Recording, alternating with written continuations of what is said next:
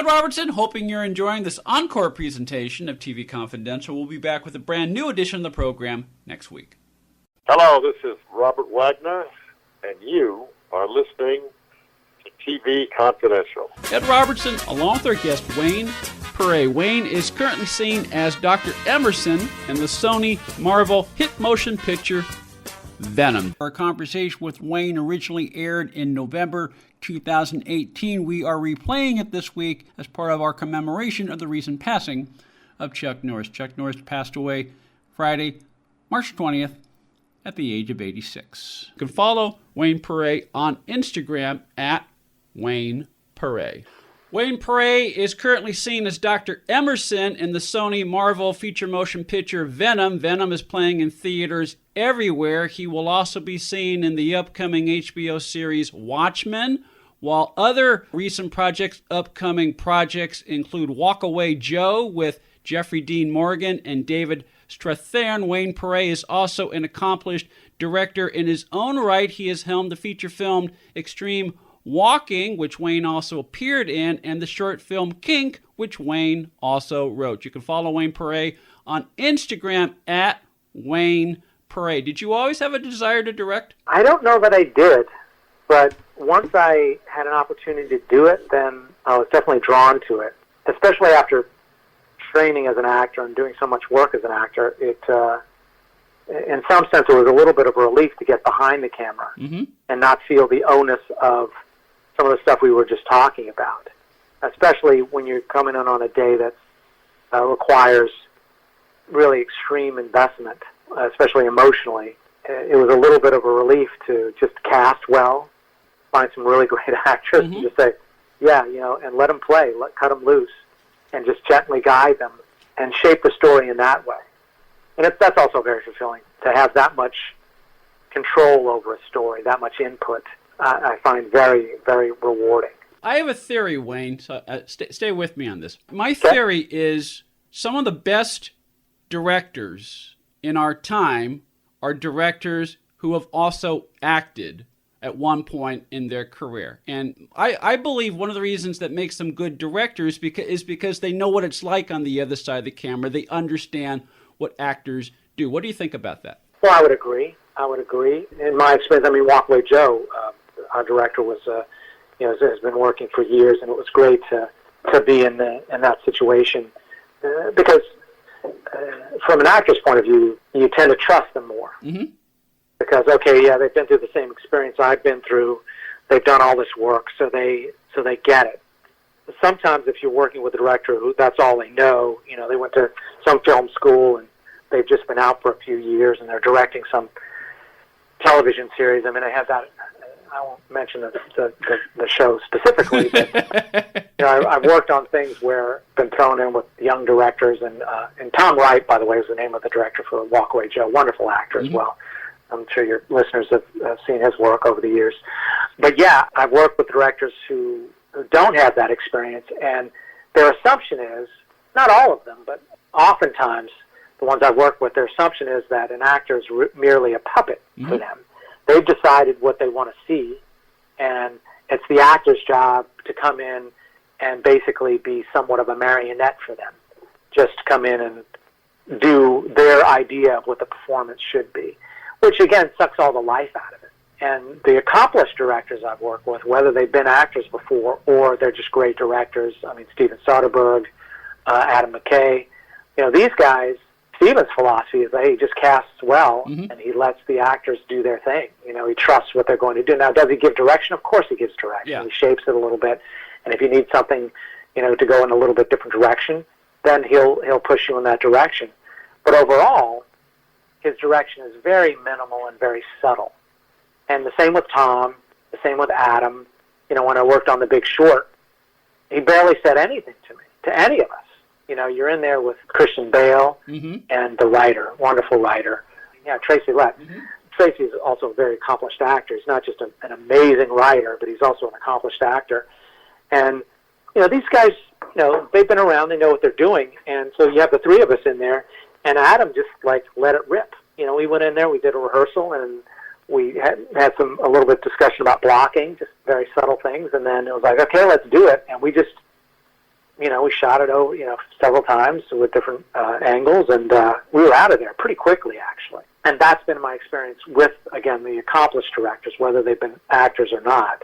They really focus on the casting, they cast well, and they let the actors have as much freedom as possible. And then that doesn't mean that the actors are making up words and no, but all that kind of but they're trusting in your ability to do what you're supposed to do as a performer, so that they can focus on guiding you and bringing out the best performance they need from you in that moment, in that scene, on that day. Right. Exactly. Yeah. Well, exactly. And along with that, it's trusting that if they give you the space to really follow your impulses and bring something in there, it's going to be fresh and alive and new, and it's only going to serve the story. So, the story's already written. It's on the page. And they're allowing the actor to bring whatever special sauce, whatever special juju that actor might have into the project. Because filmmaking is a collaborative process, and each department adds something to it.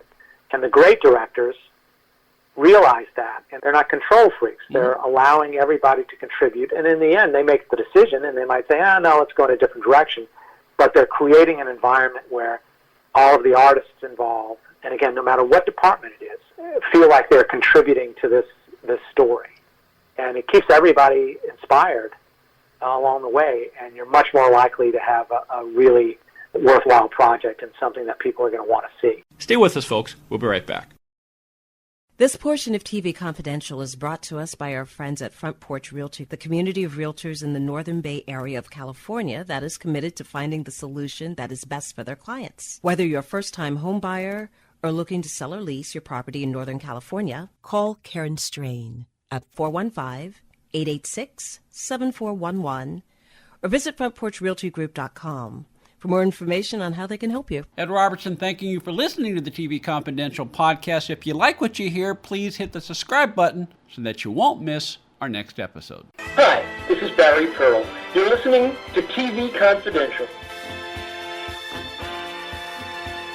We're talking to film and television actor Wayne Péré. Wayne Péré, the actor also known to fans of Chuck Norris as Victor LaRue on Walker, Texas Ranger. Our conversation with Wayne originally aired in November 2018. We are replaying it this week as part of our commemoration of the recent passing of Chuck Norris. Chuck Norris passed away Friday, March 20th at the age of 86. You can follow Wayne on Instagram at Wayne Péré. We began our conversation, Wayne. We talked about your experience playing LaRue on Walker, Texas Ranger. You've gone on to play a lot of different villains, both in film and in television. Maybe not as broadly written as LaRue was, but you've played characters with, maybe they were not overtly evil, but they had darkness to them. How do you, as an actor, how do you approach playing a villain? Well, in general, you want to make them human, obviously. I mean, again, with Walker, like I was saying at the opening, that's a straight melodrama. Yeah. So it's they're painted in really solid colors. Snidely with flesh. Yeah, exactly. So, I had a lot of room there. And, in the last episode, I really took it far in the courtroom stuff, as people will remember. And I was definitely chewing up the scenery on that, admittedly. So, but, it's a melodrama, and it was no holds barred. Yeah. And you're right, you don't normally, you're playing it a little closer to the vest. And that would be the only project of all the ones we mentioned that I went really that far with anything and was really, again, chewing up the scenery. Usually it's more subtle than that. And, I think the most important thing is finding some genuine justification for whatever it is I'm doing. Yeah. And a belief in it and accepting that is what I have to do at this time. This no matter what the outcome, that I'm justified in my actions. So I justify it in some way to me. I make it as personal as possible, and I justify it. Now, all of those are typically secrets that the audience never knows, but just as an actor, it's a choice that I've made and some little piece of information that I've inserted that helps me to stay grounded in it, hopefully, and come from some place of truth, some place of honesty, and really fighting for whatever it is that I'm fighting for. And acting is, again, it's doing. in the end. It's not emoting or pretending or whatever it's acting is doing. It's active. And so whatever it is this doing is that I have, that I figured out a way to really grasp onto it and make it something that I value and that I can commit to, if that makes any sense. Well, another way of putting it is, okay, the character you're playing in this show, in this episode, in this movie, the character you're playing may be wearing a black hat, so to speak, but as you approach your performance, you don't think of him as wearing a black hat. You think of him as, okay, as you just said, this is why he is doing what he's doing. So you understand why he's doing it, right. and that way you find the truth in your performance. Right. And I don't think of myself as a bad guy. Yeah. I'm justified in what I'm doing. Now, sometimes it's a sociopath, and they just don't have any. And a lot of these folks are. I mean, LaRue was a perfect, he's obviously a sociopath. Mm-hmm. They just don't have that compass, that barometer to say, oh, yeah, this is wrong. It's just, okay, well, this is what I do. Mm-hmm. And usually if it's for me, if it's some sort of survival kind of thing, that helps. If it's based on, okay, my survival depends on this thing. And the survival could be survival of the ego, just not just your physical survival, but something that your ego remains intact, which I think would be applicable to LaRue.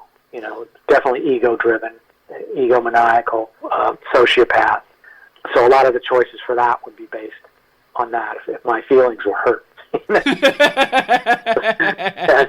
Somebody hurt my feelings, and then I'm like, okay, wait a minute, then they're going to pay for that. Yeah. So, and again, for him, very childish. I didn't get my way, yeah. So I'm going to, that's just kind of how it ended up. Yeah.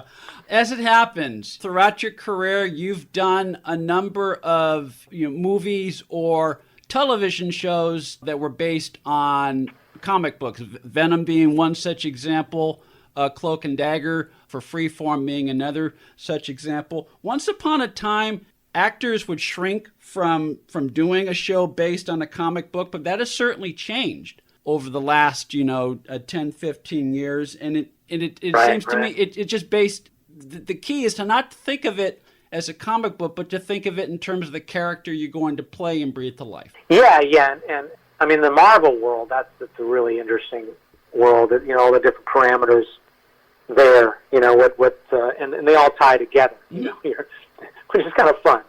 So Cloak and Dagger, I'm talking about the Starks and the Rands, keeping up with the Starks and the Rands was one of my lines. Yeah. But knowing that, because in all honesty, I wasn't a big comic book reader.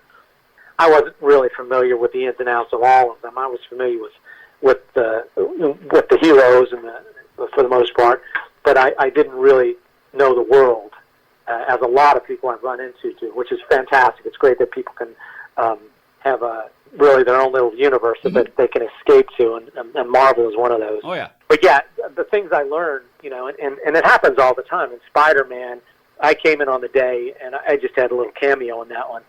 But I'm playing a history teacher, and on the day, they just hand me these sides, which is my material for the day, my dialogue, basically. Mm-hmm.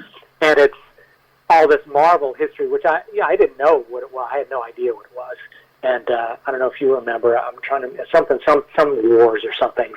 I can't remember what it is. I'm sure your listeners are like, "Oh, this guy's an idiot. It's this." No. But no, look, you go in, you do your sides. Whether it's one day, 5 days, whatever, and then you move on to your next. If you're someone as fortunate as Wayne Péré, you move on to your next thing because you've pretty much worked constantly the last 30, 35 years. So if you don't remember a particular, that's because you're moving on to your next thing. Well, thank you. I appreciate your generosity there. Yeah, and it is true. I do forget a lot of the things that, people ask me, oh, what about that? And I'll be like, oh, well, who did I work with on that one? I'll go in for an interview. I'll go in for an audition, and a director will say, oh, you worked with so-and-so. I was like, yeah, that's what you're talking about? And, but anyway, yeah, this Marvel world. To get back to that, it's really interesting to find out kind of one way to put it, how the gravity in that world works, and their reactions to certain things that in our world, something we might find fantastical. In the Marvel world, it's just part of the world that you're living in. So some little event might happen, and they'd be like, oh, okay, that's interesting. Whereas in this world, we see it happen and be like, oh, my God, this is black magic. It's like, whoa, how could that be possible? But because there are certain things that defy the laws of physics. Sure. In a lot of these characters, and you're like, oh, okay. But yeah, I like how they blend, too. It's authentic enough, and there are enough things for us to grab onto as an audience that, okay, this is the world. It's a real world. Yeah. It just has a few fantastical elements in it. But everybody just goes along like, oh, okay, yeah, that's part of the world that we live in. Exactly. And again, I'm not an actor. I just talk to actors on the radio, Wayne. But if it seems to me that if you approach it like that, and okay, this is what this character does in this world, if you understand that, that's going to help your performance. And again, help you make it authentic, make it real in the doing, whether it's for Venom, whether it's for Cloak and Dagger, whatever you're doing. Right. Right. You don't want to stand out. You don't want to be the actor that's in a different world of film. And thankfully, through editing and whatnot and all the other elements, they have a large control over how that's perceived by an audience. But yeah, there are those films where you go in and like, wait a minute, this person is in a different world than everybody else. So it's critical in that sense, that you do want to be in the world of that piece that you're doing and operating from that in a television show they call it the Bible. What's the Bible of the show? Exactly. And a lot of times that refers to story. Where have we gone with these stories and whatnot? But it's the parameters, it's the physics of the space that you're living in, basically. The physics of that story. We're talking to film and television actor Wayne Péré. We'll continue our conversation with Wayne after this quick time out here on TV Confidential. If you've got an ED problem, now you can get generic or herbal blue pills for as little as $2 a pill from Steelman Pills. 800-932-2613, 800-932-2613.